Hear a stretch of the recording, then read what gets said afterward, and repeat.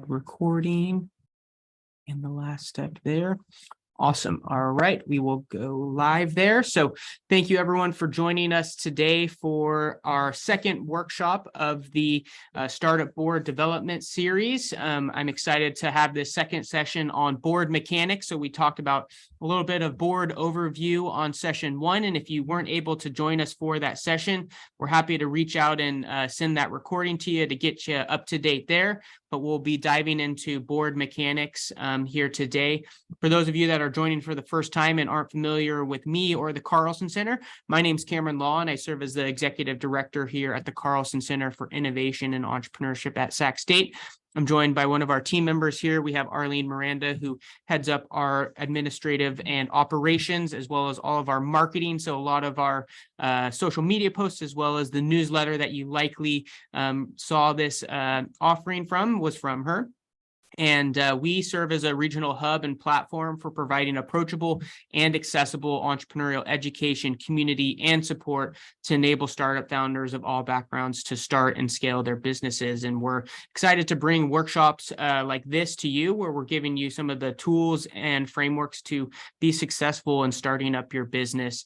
And today we have Kim Box leading the second session here on board mechanics. So we'll be diving into ways to communicate with your board, setting up those agendas and packets, and ultimately giving you that strong foundation to get the most out of your board. And so we're in good hands. We're with Kim Box, who is a seasoned board director for a number of independent boards, and also has scaled and grown companies as a CEO and interfaced with boards in that fashion as well. So we're in good hands today, and I'll turn it over to you, Kim, and we can hop on into the good stuff. So thank you all for being here. The last thing I would share is please feel free to use the raise hand feature or the chat if you do have questions. I'll help bring them in for Kim as we kind of periodically go throughout the session. And we look forward to engaging you throughout the next hour. So take it away, Kim, and thank you all for being here. All right, thanks, Cameron, and welcome everyone. Hopefully some of you were at the first session. If not, no problem. They're kind of independently information here. So what I'm going to go through today, and by the way, if you have questions, I think, Cameron mentioned, just put them in the chat and he can kind of watch those for me. And now my screen is not moving, so hang on a second here.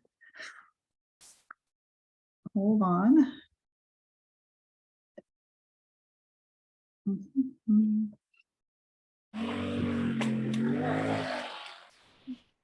I think you might just need to tap on the PowerPoint. Is usually sometimes if I click away from it, then there you go. There we go. Sorry about that. All good. So here's what we're going to cover today. This is the first session was about why you need a board meeting and what the responsibilities are of the board and advisory boards. And today's session is really around having a board meeting and what it looks like, what who attends, what the agenda, and then also a little bit about the board and the advisory board. So basically, here we go. So basically a few things about the board meeting. So it's really important to have, once you get a board going, if you're at that point with your company, it's important to have regular board meetings. And the reason why it's important is because you want to keep, if somebody's agreed to be on your board, or if you're on a board for that matter, you need to keep people informed about what's going on. And also you need to document important decisions. There's some legal requirements as well. There's legal requirements about things that need to be approved, like something you're doing with the bylaws, or if you're doing stock awards or stock plans. And then the other thing that's important about board meetings is when you go to acquire investment, a lot of investors during their due diligence will look at, want to see what your board meetings, what decisions were made and how often you're meeting. And if there's no board meetings, then it could be a red flag, or if they're inconsistently documented. The other thing is there actually is legal reasons why you have to have a board meeting. You have to review your bylaws and see what it says in your bylaws, but a lot of bylaws will say that there'll be, the structure of the board meetings, what they'll look like, but also that there'll be an annual shareholders meeting, which is usually one time, basically a board meeting where you open it up and invite all the shareholders if you're at that point where you have people beyond the board included in that type of activity for your company. So there's, some basics around that you need to be aware of by reviewing your bylaws and understanding what those are. And then typically meetings are once a quarter. That seems to be the most common guideline, but it could be some people, when they're really moving fast and need a lot of input for the board, they could be meeting more often, but typically it's once a quarter. And that lends itself nicely to reviewing financials and things like that, because every month to month is a little bit much to get a trend. You need a couple months under the quarter to really review a whole set of financials. And then also there could be a strategic planning meeting, which could be a separate meeting, or sometimes it's included in the one quarter of the year. We're going to go through kind of the cadence of that in a few slides. So some people will do things like put the strategic planning meeting as an adjunct to the regular board meeting, or they'll plan a full day separately, or however much time they think they need. Also, there could be some ad hoc meetings of the board, like if something important is going on and there's going to need to be a vote on something. There could be additional meetings, or just at the discretion of the board and the CEO if need be. The length of meeting varies, obviously, but 1 to 4 hours is probably the most common. It could be, I don't think it'd be less than an hour, but it could be more, depending on what the topics are on the agenda. And then there's a board packet that's created, and it is typically in your bylaws that the board packet has to be distributed. What I've seen most of the time is 48 hours before the board, but most boards, well-run boards, will distribute the board materials a week in advance. And the reason why you do a week in advance, and I appreciate this as a board member on public boards, private boards, nonprofit boards, whatever type of board, because people are busy. So if you think, well, 2 days should be enough to review this packet, it's not very big, but you don't know what activities that board member might have during those 2 days. So you really want to be able to get them the materials in advance so they have time. A lot of people, like if the board meeting is on a Tuesday, they like to have it the week before so that they can review it over the weekend or whatever the case may be. So other things, meeting rules, best practices are Robert's Rules of Order. If you're not familiar with Robert's Rules of Order, then you might want to look it up. We're not going to go into a lot of detail, but that's the kind of the protocol of how votes are made, where someone moves a motion, someone seconds it, and then all in favor, yay or yes. Anyone that's opposed or anyone that's abstaining. So that's just a protocol that is adopted by every board I've ever been involved in, and it's just very common. So most boards adopt that same process. And then meeting place. So before the pandemic, it was typically at the company headquarters. Maybe some people might dial in if they're not local, especially if it's a small company and there's not funds to fly directors all over the place. But as we all know, there's a lot of meetings taking place by video, and I think that people find that to be very convenient. So I think you can have a lot of discretion there, whether you meet in person or meet on a Zoom type call. I think what I'm seeing with some of the board meetings is that they're choosing maybe the strategic planning meeting to be in person, but the other meetings to be on a video or a call or something of that nature. So it really depends on what works best for the company and the board. There's no hard and fast rules. It has to be one way or another. Okay, so let's see. So, Cameron, interrupt me if there's any questions thus far. Otherwise, I'm going to keep rolling along. Yep. You got it. Nope, we're all good. So keep rolling along. Okay. All right. Yeah. Thanks. So calendars and topics, examples. Here we have, and this is just an example of cadence that makes sense to me, but it could be different depending on the fiscal year of the company or just how the company is run and when it started and some practices that are going along. But typically you might see in Q1 review of the previous quarter. There's always a review of the previous quarter. And since it's January in Q1, you will possibly also see a review of the previous year. You'll also see things like CEO results and bonus if there's anything to be discussed there.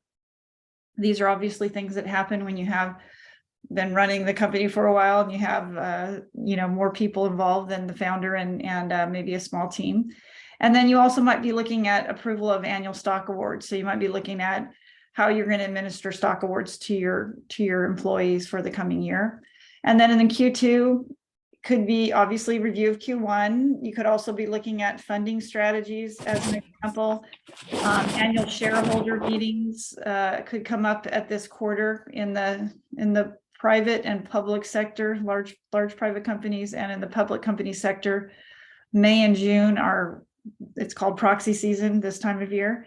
And a lot of the shareholder meetings are held in May and June. It's just a routine of how the year ends and you get ready for that big shareholder meeting. But it's pretty much up to the company or the CEO and the board when they want to do that, but that would be typical.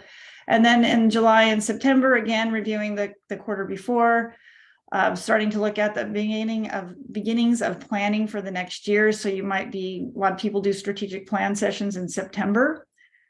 And, I'm not going into a lot of detail for the company, but you would be looking at these plans every month, every quarter, what your key performance indicators are. I'm not saying that the board, this is like just what happens for the company. This is just the board's review of what's happening, just to be clear. So the planning for the next year that's coming up, calendar year, would be possibly done in September. So there'd be that strategic plan session that I mentioned earlier. And then in October and December, you're getting ready to, wind up the year. You're probably looking at CEO compensation plan or anything that needs to change there that the board wants to discuss. And then also obviously reviewing the previous quarter. And then setting up the meeting schedule for the next year. This is very high level, so there's probably a lot more topics that are going to be taking place, but I'm just trying to give you a feel for kind of the routine and the cadence of what will happen throughout the year. These things, whether they happen in these quarters, is not as important as to make sure that they actually happen at some point during the year. So anyways, what's basically at a board agenda example. So this is just one example of a typical board meeting. So the CEO typically makes the agenda, working with the chair. The chair is in charge of running the meeting, but the CEO typically puts all the work together and all the materials that are going to be reviewed. And then there could be other board members at different meetings saying, hey, I want to do a deeper dive on some, X, Y, and Z. So they might add agenda items as well, but typically this is what you'll see, the typical way that it's worked. And then the CEO prepares the materials and again sends them out, hopefully with a 2 days to a week for the board to review. And then the chair typically facilitates the meeting. I say typically because sometimes you'll see the chair kind of hand it over to they'll call the meeting to order, and then they might hand it over to the CEO to do the report out. And then the minutes are kept by a corporate secretary. Obviously this is how it works if you're an incorporated company. And the corporate secretary doesn't need to be someone on the board. It could be an attorney. It could be someone that's at the meeting that is designated as the acting as the secretary of the meeting, but somebody has to take notes and actually create the minutes for the board meeting. A lot of companies, when they get to a certain point, have legal representation, even if it's someone that's doing it as either pro bono or future type stuff, you'll see. And those attorneys will take the notes. That's very common, but it could be the CEO. It could be somebody else. It just depends. But the point is somebody has to take that up. So here's just an example of the agenda. You have to call the meeting to order. You need to approve the minutes of the last meeting, which helps you stay structured and making sure you have those meetings. So this is just random dates and whatnot, and then the CEO will give a report out, and it might involve, I've put examples, the discussion leader could be parts of his team. It could be all the CEO. It depends on how big the company is and how much the board and the CEO decide they want to involve the rest of the team. But it is typical to have the team come in and give those report outs and be accountable to the board. And then there might be a review and approval of any stock planning type things. A lot of companies do it annually, but some people do it all throughout the year. If they bring on maybe a new developer or a new person that they want to do a stock plan with, they might have to have approval. I've seen it discussed at every meeting in some companies just to make sure if there's anything that needs to be reviewed. And then typically, and this is more typical in maybe a large company or public company, but you can see this even in a smaller company, which is an executive session. And an executive session is when you discuss things about the company that you don't want to discuss with the CEO and the staff present. So it'd be more if you're thinking of independent directors, which is what I do at a lot of boards. All the boards I'm on, I'm an independent director, meaning I don't have a specific, it's not going to affect my pay or something like that, which would make me not be independent. Or if I had a large ownership, then I wouldn't be independent also. But it's a good practice to have an executive session, even if you don't need one, because what I've seen is if all of a sudden there's an executive session called, then it can feel a little threatening to the CEO and the staff. But if every single board meeting you have an executive session and you just make it a practice and everyone leaves the room, and then the board has the ability to say, hey, I'm concerned about this, but they want to discuss it. And then typically after the meeting is adjourned and the executive session is done, the chair will then contact the CEO and have any discussions of concerns or whatever is taking place. For a really small company and as early stage startup, it's probably not as common because the people on the board are going to be the CEO and the founder and a very small team. But I just do want to bring it up because it's a really good practice to have as you get bigger and more structure going along. It just is something you see on every board, and I've noticed that when it's done randomly, it creates concerns even when there may not be any concerns.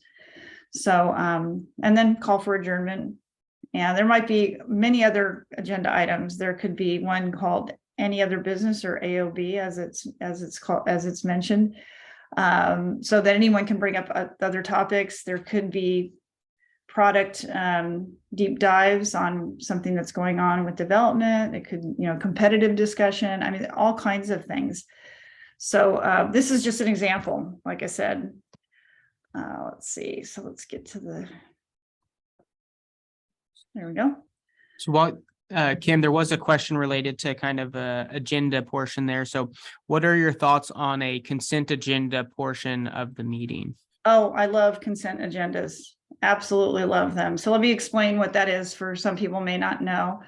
A consent agenda is when you create a set of documents for the board to review, and the board reviews them on their own time. And then when you come to the meeting, the consent agenda is not discussed. There might be a question, does anyone have any questions about the consent agenda? And then it gets approved, and everything in the consent agenda that's being proposed will be approved in that consent agenda.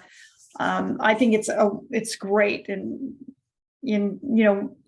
the reason why it's great is because then you can leave the board to more strategic conversations, which is really where the value is on these board members that you brought together. So yes, I'm a very big, as a matter of fact, one of the boards that I'm on, nonprofit board, we went to consent agenda about a year ago, and it just totally changed the whole dynamic of the board meeting. We were coming in and doing important discussions about KPIs and financials and all this, but it was more of a chance for the executive director to go through all of the things that they had done, but it wasn't really something that we needed to have a lot of deep discussion on unless somebody had a concern. So we switched over to consent agenda, and then the meetings became, what strategic dialogue do we want to have? What strategic decisions do we want to make?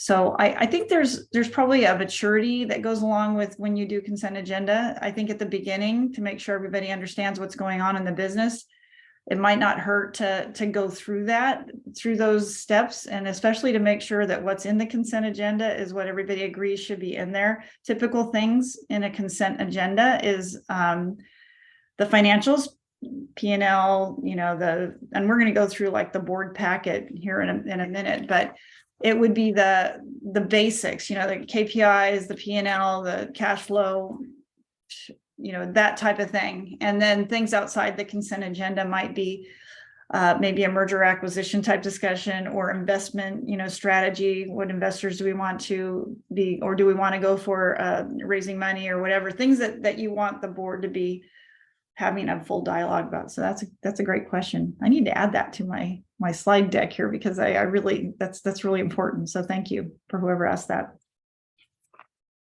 Good. Any other questions on that? That's the only one we have in the chat. Scott, yeah, you raised your hand. Yes, I have a question for you. Right now your presentation is pertaining to a private company. How is it differently in comparison to nonprofit boards? Are they the same? Actually, for everything I'm presenting here, the nonprofit boards would be the same.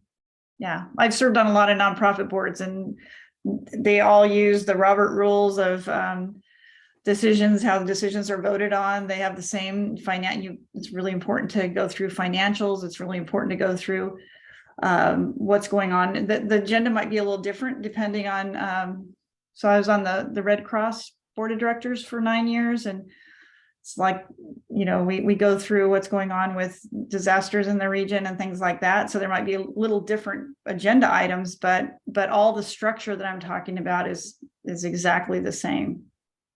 So when it comes to stocks and silent partner and things like that, they're kind of different, right?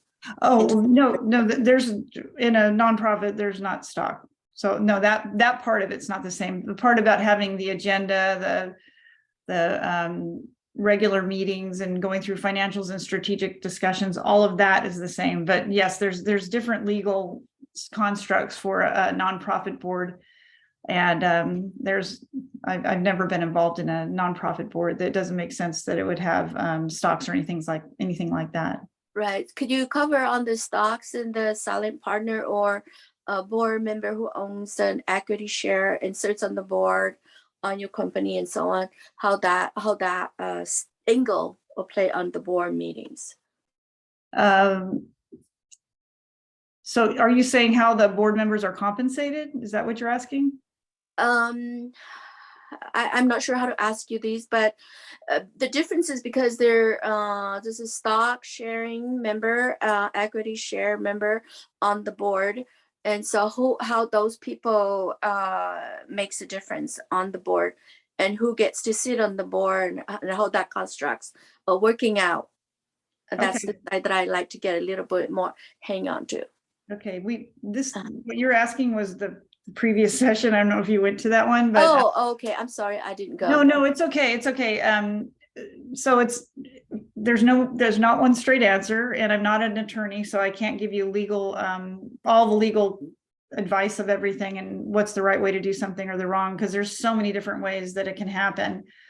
So I'm not even sure kind of where to start with that, but when you start a company there and you incorporate, there's a whole, and by the way, you could choose different levels of, you could have an LLC, which is where you have members, and you either have a sole member or you have multiple members, and you split up the percentage ownership. It's not the same as a typical, when you go into C Corp and then you establish a stock plan and you do all types of other things. So I don't think I can answer the question without going into a lot of dialogue and discussion, but as far as the board goes, whatever the structure is of the corporation, the board is in charge of approving and reviewing and approving who is getting allocated stock and how much stock and how that stock plan works. The board has a role in approving that whole construct. Does that help? Yes, thank you. I just wanted to get insight in how that side of equity owner that will sit on the board and the stocks, and how they got integrated on the board meeting, and how that process is done. That's all. Yeah, that's a little bit different, but it depends on the origin of the company and how it's structured.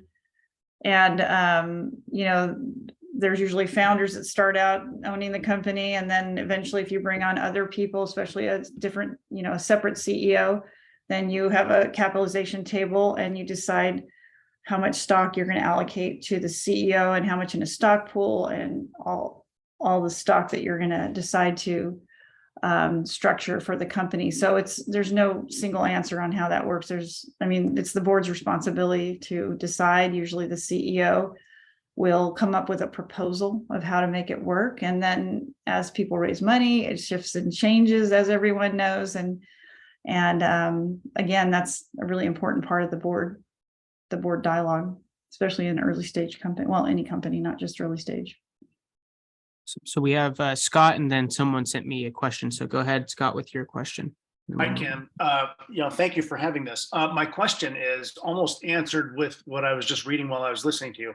I work at a fire department, and our board meetings are public. I'm guessing most of these are private. And my question was going to be, where I work, if somebody's interested in kind of learning about the job, we allow them to do ride-alongs. Is there ever an opportunity for people who are trying to learn this environment to participate or observe or otherwise be in a board meeting, or is it's just too much of a risk? I have seen this in the nonprofit world, and I'm not surprised in the public forum that there's other structures where you have to make it public, just like a city council meeting or something. But I have seen in the nonprofit, one of the pretty big nonprofits I was at, there was some interns that wanted to learn and sit in on the business and also the board meeting. I don't think it'd be unheard of. I think it has to be an environment where the board feels that they can have the same level of dialogue. And if there's something really private that needs to be discussed, either the person would have to sign a confidentiality or maybe recuse himself during a certain discussion. I think it's a great idea. The public boards I'm on, you wouldn't see that. That would be, I don't think it would be something you'd see. Maybe, but typically not. But on other setups, I can see that happening, especially for a small board, that type of thing. Well, we're a small board now, but this spring we're based on a project that we're working on. We may grow quickly, and right now it's just the three of us, and we may have to go bigger pretty quick. And we don't want to get it wrong. So I didn't know if there's an opportunity. Well, yeah, another thing you could do is obviously money could be an issue, but there are a lot of groups that will help with board governance, especially as you're getting going. So that might be an important thing. That might be something to do too. But hey, you know what? Put it out there and say you're looking to learn from other boards and just find your connections. Maybe Cameron can help you with some connections and see what you can do. All right, thank you. Good idea. I like that idea. I think if you can find the right setup, I think that would be really effective. So we have one last question from Amanda, and then we'll keep on going forward. So go ahead, Amanda, you have your hand raised if you want to unmute and ask your question. Hi. Actually, it had to do with his question. I wanted to say that I sit on the permanent commission, and one part of it is community engagement. So if we have 3 or more permanent commission members at an engagement where we are talking about something, then we have to open it up to the public. So that's the one area that I've seen it open to the public. Mm-hmm. But normally if it's not like the permanent commission meeting, we have found that we've had to open it up if there's more than 3 permanent commission members at a meeting. Okay. Yeah, I'm not familiar with that setup. So thank you for weighing in there, but that's not something that I've been exposed to. I've been in public boards, private company, and small stage to different stages, but not in that sector that you're referring I had to. either. Mine was normally mine's a nonprofit, so I had I asked Cameron a couple questions before, so yeah, definitely get what you mean. There. So, thank you. Okay. Oh, no. So, Was there another question, Cam? nope, I think that was it. So I think we're good to go. Okay. Okay. So next we're just going to go over who attends the board meeting. So mandatory is the CEO and the board members. They're the primary attendees. And then most companies, the CEO is also a board member. That's pretty common, not always, it's not mandatory. And sometimes the CEO is also the chair, especially if it's the founder that's the CEO. Could be the founder, CEO, and chair. You know, it's different and evolves over time. I kind of went over some of that a little bit the last session. And then typically in a board meeting, at least my experience is that the CEO staff could come in and do operational reviews, not always. And if there's a consent agenda that we talked about earlier, then it may not even need to be, the staff may not need to be there. It could also be that the staff is available in case there's questions, and that's at the discretion of the board and the CEO. But a lot of times they'll be present at the meeting. Most of the companies I've been involved in, there's been at least some portion of the meeting, not maybe the whole meeting, but maybe at the beginning of the meeting, they'll go over certain things and then have the staff management depart and just be the board and the CEO. There's also general counsel that's typically in the meetings. Now, this is you're not gonna see this in a really early stage, like maybe described earlier, 3 people. You may not have general counsel involved, but as things move on, I'm on a private company board it's not an early stage company. It's not a real large company. And they have 2 different general counsel folks in the meeting. And one of them takes notes and is the kind of the governance person, and the other one is there for other reasons that they've decided they want them in the meeting regarding who knows, different reasons. So anyway, so that's typically some things you'll see, maybe not obviously at the beginning, like I said. And then I mentioned earlier about the corporate secretary. A lot of times you'll see minutes, and at the end it'll say the person's name that took the minutes, and it'll say acting as corporate secretary. The corporate secretary doesn't, depending on how your bylaws and your plan of when you set the company up, you may not designate that the company has to have a corporate secretary, but somebody has to act as secretary and take the notes. So that's just a nuance to when you become incorporated and get moving in that direction. And then also typical, you could have consultants for various topics. I mean, this endless topics. I could give examples if this is something you want examples of, but I mean, like in a public company, I've seen, at different times bringing in cybersecurity experts, bringing in ESG experts, bringing in, various experts for different areas that the board wants to do some extra digging and learning or whatever. Or it could be a consultant that's working with the company on a particular plan. Maybe it's a sales strategy, or maybe it's some other thing, some M&A, or maybe investor type of connections, who knows. But so there could be specific topics that warrant that. And then there could be other staff members invited if there's a project that needs to be reviewed, and the board or the CEO wants to bring in other members.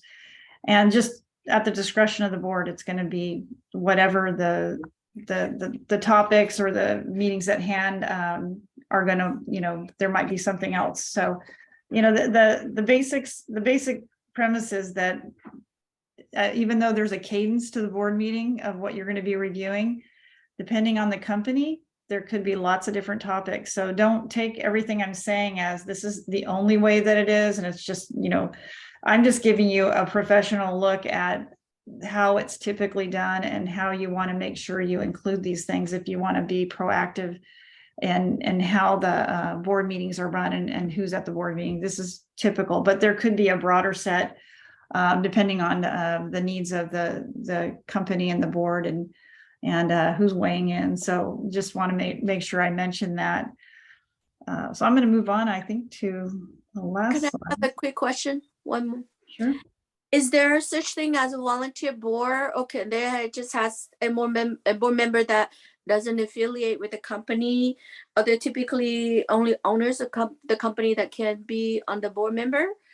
How is that, or the mechanics of the board members makeup? So it varies a lot, but there is typically the CEO and then, I'm sorry, the founder or chairman at the beginning.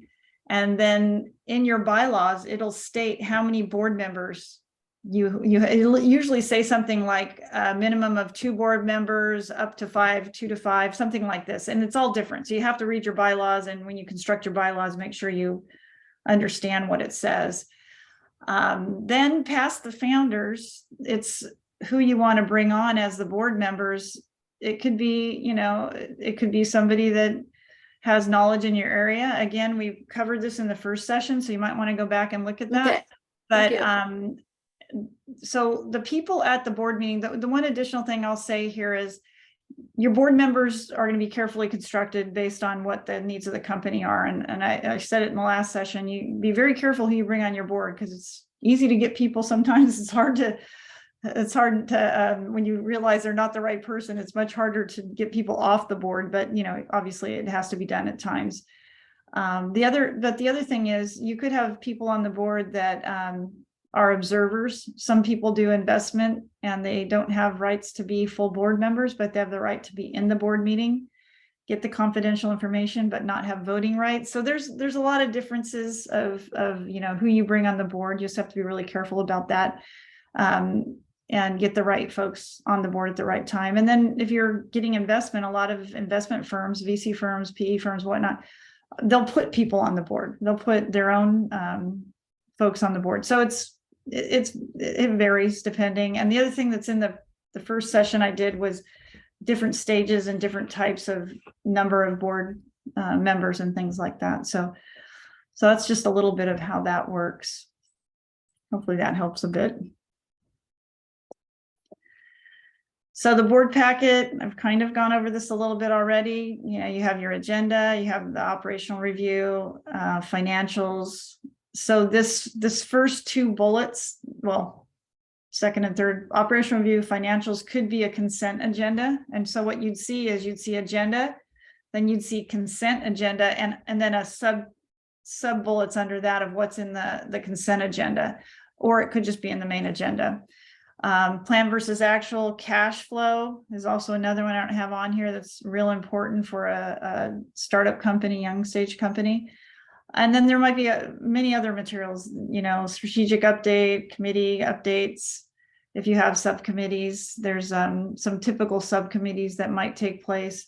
One of the smaller company boards I'm on has a comp committee. They don't have other committees. When you get into the public world, obviously there's legal SEC rules around committees that are very different. But on smaller companies and private companies, it's at the discretion of the board. There could be annual report. There could be seasonal reviews on certain topics.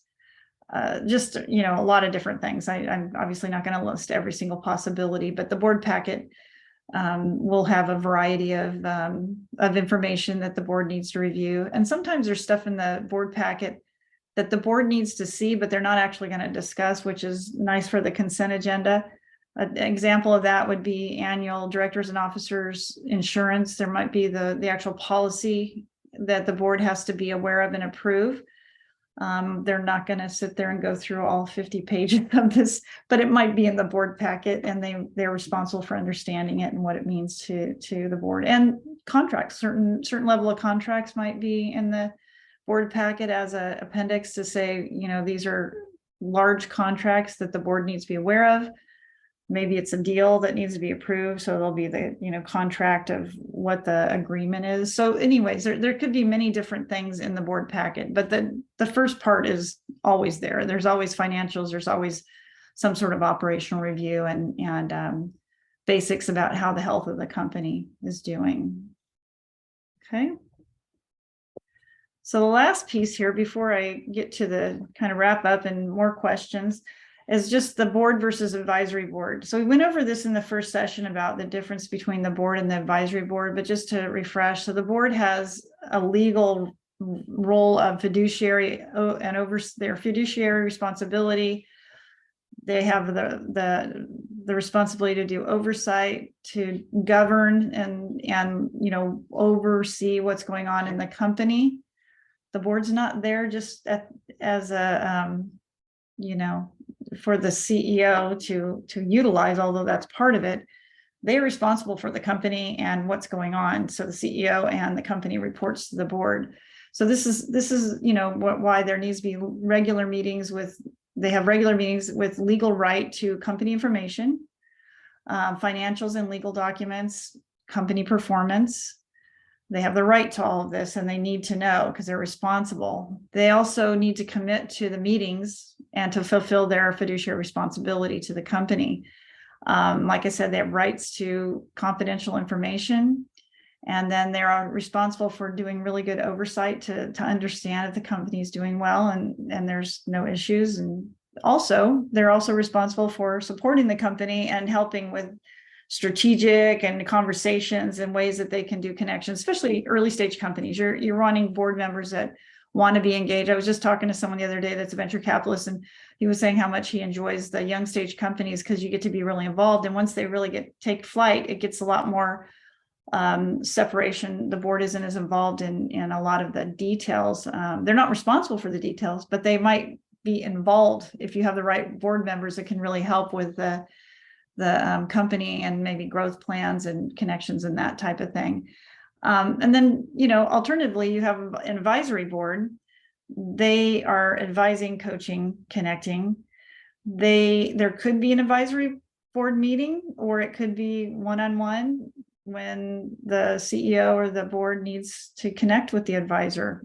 So I went through this on the last session. The advisory board, they really vary. I mean, there's some people that run them very structured, and there's other people that collect advisors like nobody's business. They might have 10, 20 advisors, and they just use them as someone to call and say, hey, can you connect me, someone in the government sector, or somebody in the investor world, or somebody in the product world that they can connect with. It's a much bigger group than the board, and they commit to being involved, but they may not be involved as the board is really regular, or they could be. I mean, there could be regular meetings. I'm on one advisory board right now that meets monthly.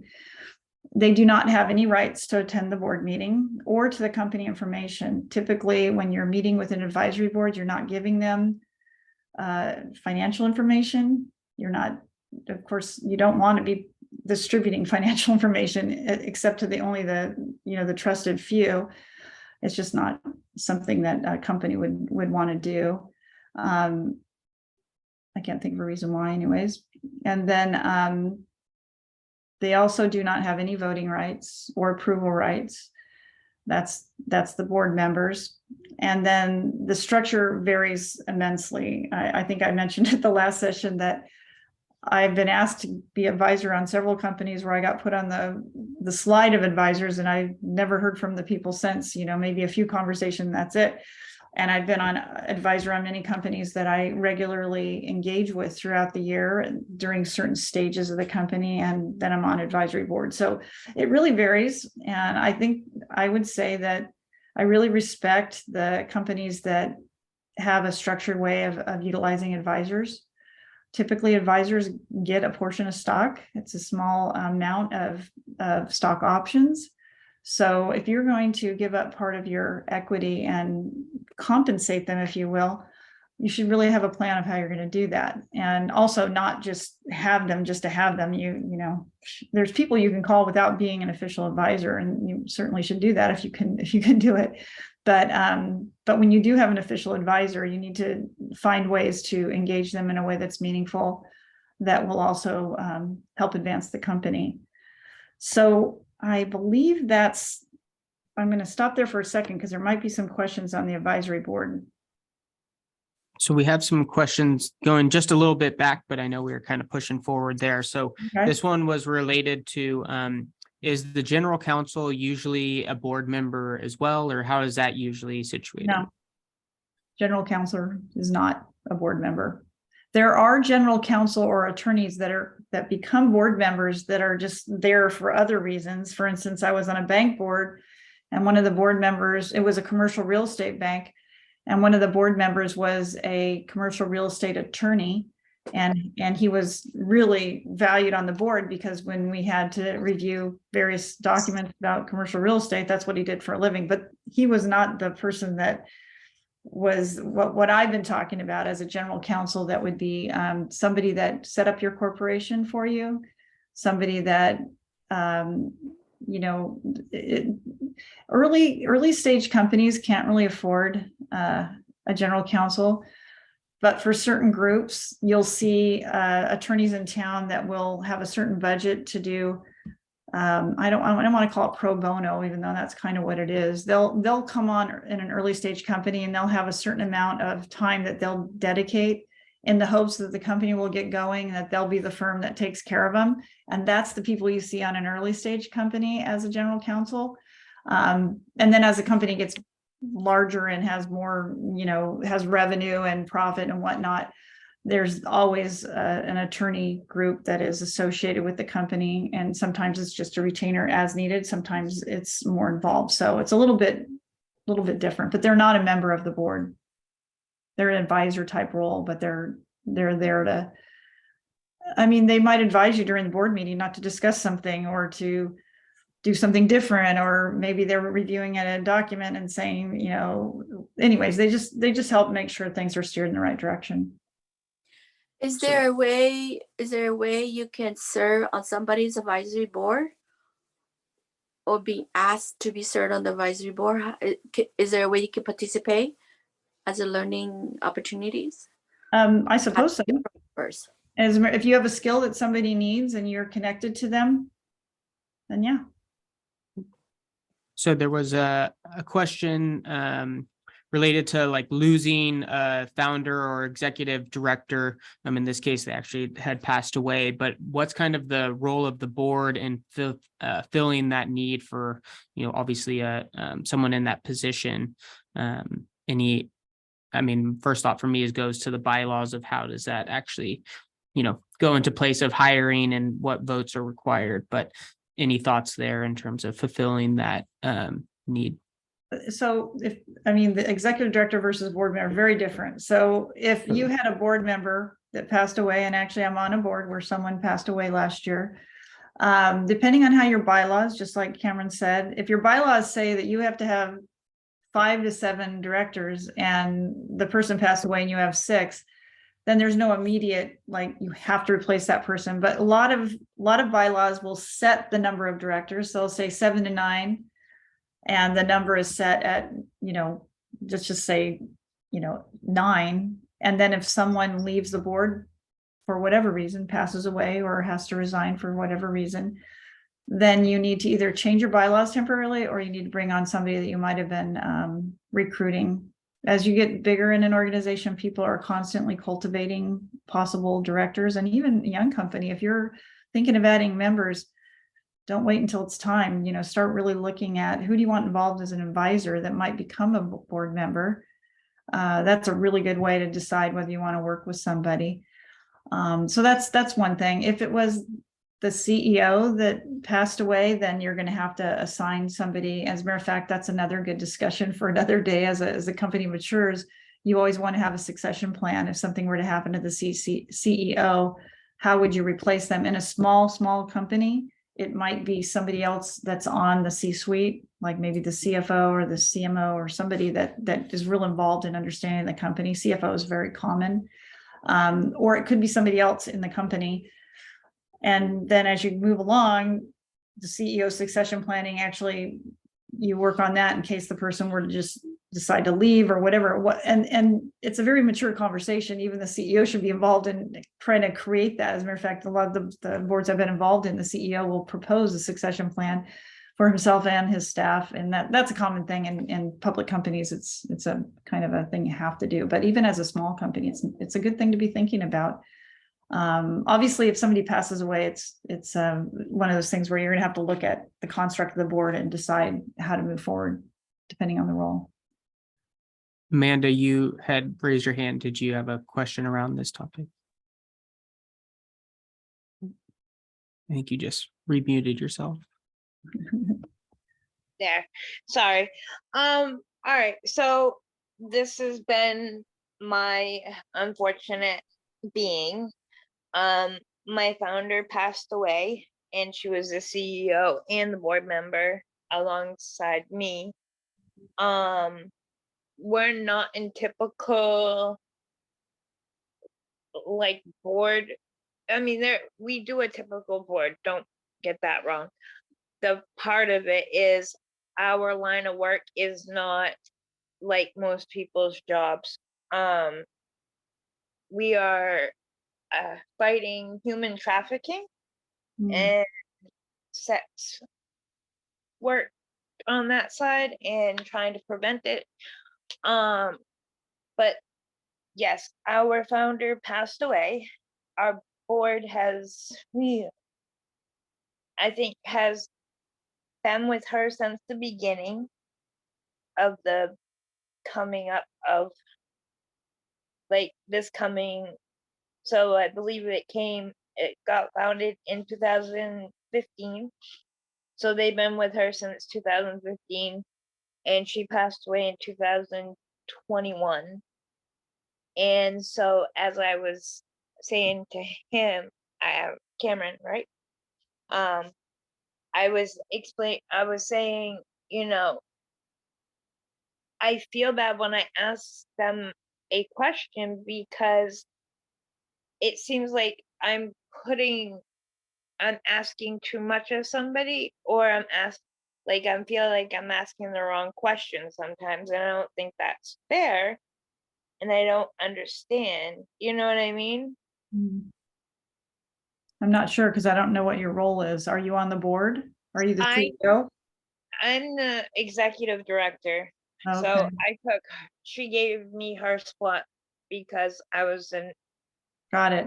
Okay. Well, you might have to have a meeting with the chair and work through those issues and come to terms with what the rules of engagement are with your board and how you can seek assistance from them. Yep. And if you have, well, ours is more supposed to be more BIPOC and survivor led, Mhm. other than most boards. I know it's a lot different than how most boards are ran. Yeah, because this session is really around startup boards more and early stage to really getting going with what you need from your board. So there are similar things about nonprofits and those types of mission-led companies, but there's a lot of differences too. So. But I mean, you do a lot of the stuff you have hit on with a lot of the context that you have talked about. So that It's very similar. Yeah, it's very similar. It's been very helpful, and I appreciate it. Good. Thank you. Good. Thank you. All right. So the next question we had Shirley, and then we'll go to Maria. So go ahead, Shirley, with your question. Hi, I wrote it in the chat earlier. I wanted to make sure it's covered. I wrote, what about when board members have questions? Is there a protocol when multiple board members have input and they may be differing viewpoints? So just when does the discussion part of the board meeting come in?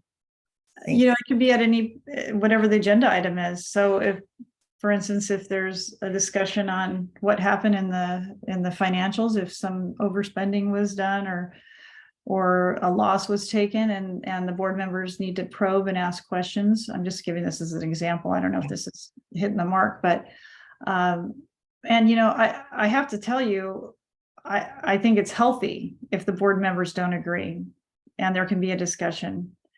What needs to happen is there needs to be a discussion and questions need to be asked. Everybody needs to ask their questions and get answers. And then there has to be a discussion. And we talk about it as it's good to be a contrarian, but not disruptive in an unproductive way on a board. So as a board member, you want to listen and you want to ask questions and you want to have discussion and then you want to have decisions.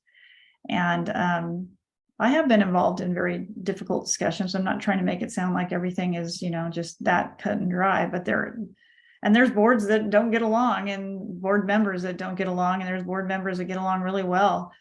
when there's a board that is having a lot of struggles with the board members, and it's not like something where someone needs to go or something, there are actual consultants that can come in and try and work with the board to help them move forward. So it depends on how, I guess it depends on how difficult it is, but there shouldn't be ever a time when a board member can't ask a question of something that's important to them with their oversight. That's just, I mean, people might be timid to ask certain questions and things like that, but they shouldn't be. They're there. And you know, the bottom line is, if you're on a board, you're responsible for that company. I mean, we've seen all kinds of things in the news in the last couple of weeks about, you know, companies failing, and it's the board. Board's the last stop. They're responsible for the shareholders, whether it's a private company and the shareholders are, you know, common stockholders or preferred stock or, you know, investors or whatever it is. The board's responsible. You know, it's not just a sit back and do what you can. It's an important role. I don't think everyone realizes that, especially on a nonprofit board. You know, you see people not engaged and then something goes wrong and everybody looks to the board to say, you know, what were you doing during that time? Why weren't you noticing that the company wasn't covering their money or, you know, borrowing too much or whatever it is? So That was great. Yeah, answer my question. It takes the mystique out of board meetings for me. Thank you. So we have just a few minutes. We have about 3 minutes left. So we'll go to Maria and then we'll see if we have time for those last couple. But go ahead, Maria, and share your question if you would like, or I can read it.